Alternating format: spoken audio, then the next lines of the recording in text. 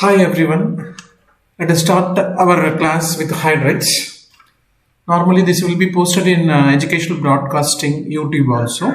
So in that also you can see a few number of times. That's why I am recording and posting in YouTube. The name of the channel is Educational Broadcasting.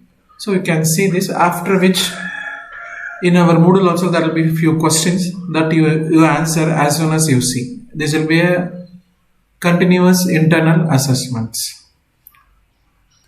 So in today's class, we are seeing about hydrates, types of hydrates, intermediate hydrates, hydrogen bond, effect of hydrogen bonding, and types of hydrogen bonding. Hydrates. As you know, in organic chemistry, it's of hydrocarbons. So hydrogen with carbons, we call hydrocarbons. Some other element with hydrogen, we call it as hydrates.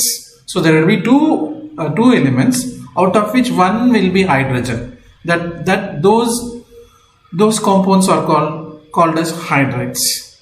As like hydrocarbons, where carbon containing compounds are called as generally organic chemistry. Here hydrogen containing compounds are called as hydrates.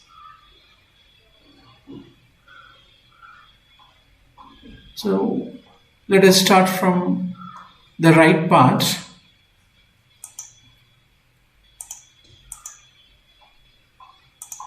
Where which you can see the laser pointer. Hydrogen combines with almost all elements except noble gases to form binary compounds called hydrates. So hydrates are binary compounds, which means two elements will be there, out of which one is hydrogen. So that will be hydrates. So the second one, if we take E as a symbol for element, and then hydrates can be expressed by EHX. For example, MgH2, or in general it will be EMHN, a case of boranes and silanes. So these are the examples. The third will be hydrates are classified into three categories. These categories are divided based on the physical and chemical properties. So we have three categories of hydrates. The first one is ionic hydrates, or otherwise they are called as saline or salt-like hydrates. The second is covalent hydrates. The third one is metallic or non-stoichiometric hydrates. You know, stoichiometric means a permanent ratio of metals, like one part of this and two parts of the other element. In non-stoichiometric, the stoichiometric cannot be maintained. So in this diagram also we have the same thing. So hydrates generally classified into ionic, covalent and non-stoichiometric metallic hydrates. Let's take up the first one, ionic hydrates. Before going into that, we will see in periodic table how these hydrates are distributed. So this is the table where you can see all those three hydrates are distributed. So the yellow part which you are seeing, the first alkali metals and alkaline earth metals are called ionic hydrates, the yellow parts. If two exceptions are there, beryllium and magnesium. And if you go to covalent hydrates, the p block elements almost form covalent hydrates, the p block elements. And these noble gases never form anything, it will not form hydrates. These are covalent hydrates, which means that as if covalent means sharing of electrons takes place. Ionic means there are positive part and negative part, where metal is the lithium will be the positive and H will be the negative, Li plus and H minus.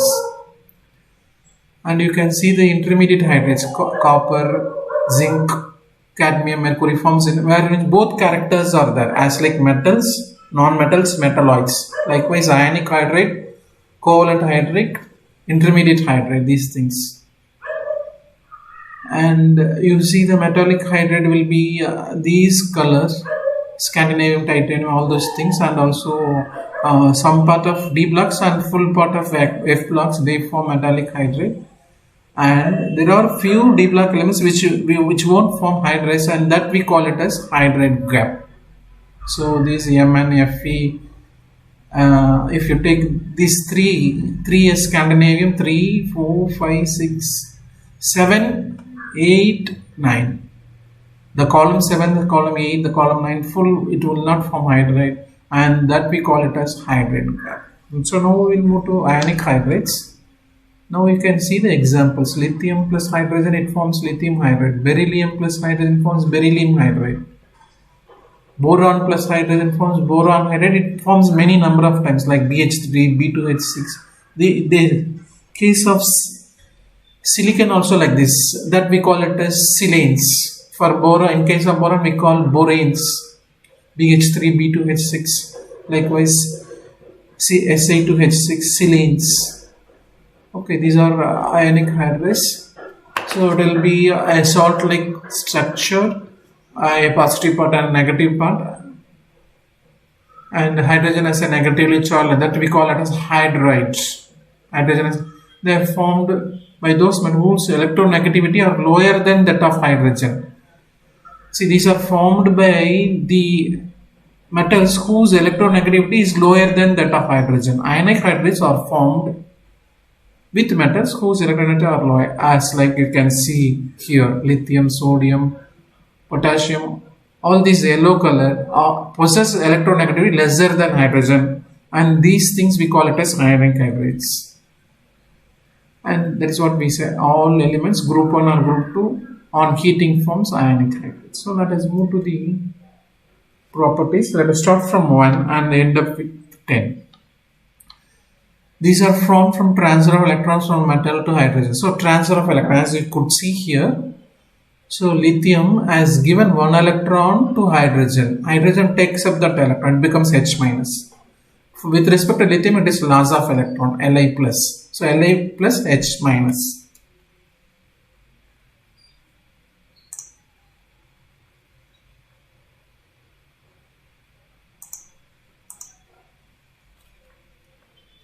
We'll move to the second one. They are white crystalline solids and crystal structure consists of ions. That is the second one.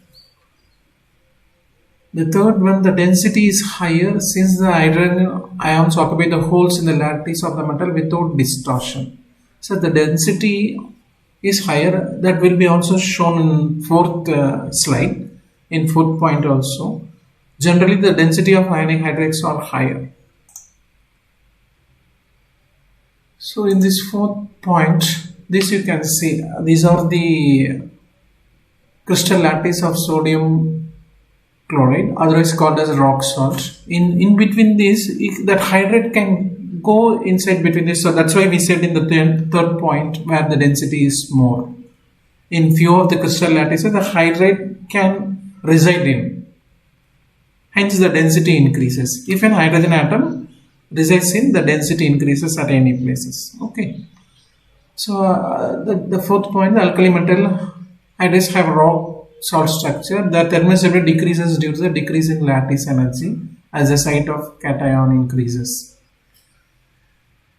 So you know about lattice energy. Lattice energy is the energy released when a positive ion and a negative ion comes from infinity. So these energy, the thermal stability may decrease due to the size of the cation. The size of the cation more, the thermal stability decreases.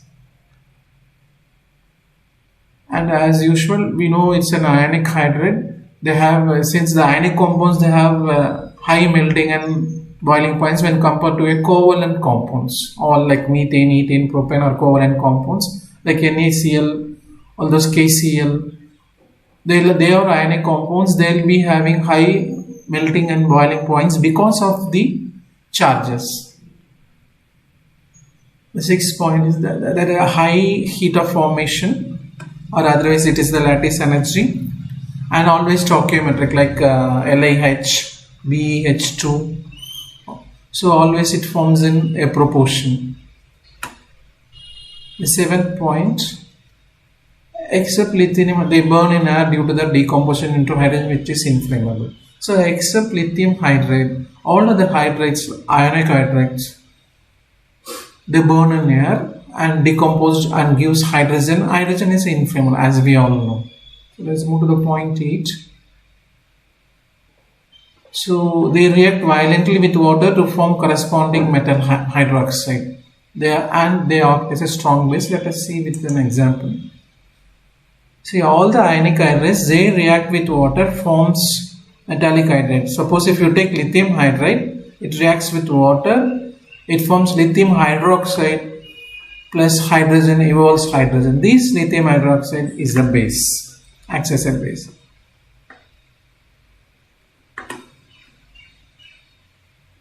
Point number 9.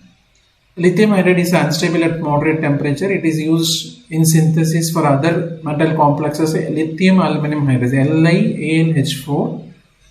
They use complex metal as a reducing agent. So lithium hydride is an unstable, and it may use for synthesis of complex metal hydrides like LiAlH4.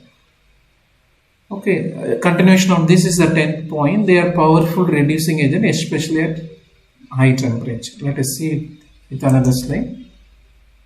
It's a general. Before moving to oxidizing and reducing agents, we said ionic hydrides are reducing agents. Before moving that, let us see what is an oxidation and reduction. And you may all know about this oxidation and reduction.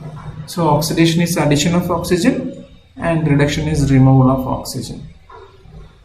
Example for oxidation reaction: copper acts with oxygen, forms CuO. From copper oxide, if oxygen is removed, it is a reduction. The other way of oxidation is a removal of hydrogen. The other way, definition of reduction is an addition of hydrogen.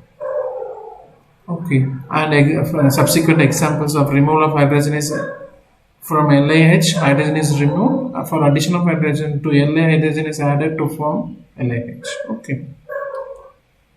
Oxidizing agent is one which provides oxygen. Reducing agent is one which provides hydrogen. Let us see with an example. So here is the example. With these hydrides, ionic hydrides, lithium aluminum hydride, it adds up to the C double bond O, and you can see where this keto group, it is added with 2 hydrogens. Here also the same thing. Keto group is added with 2 hydrogen atoms. Okay, so this is so addition of hydrogen is termed as a reducing agent. So these ionic hydrides acts as a reducing agents. So use of ionic hydrides, they are used as reducing agent, they are used as solid fuels. Thank you.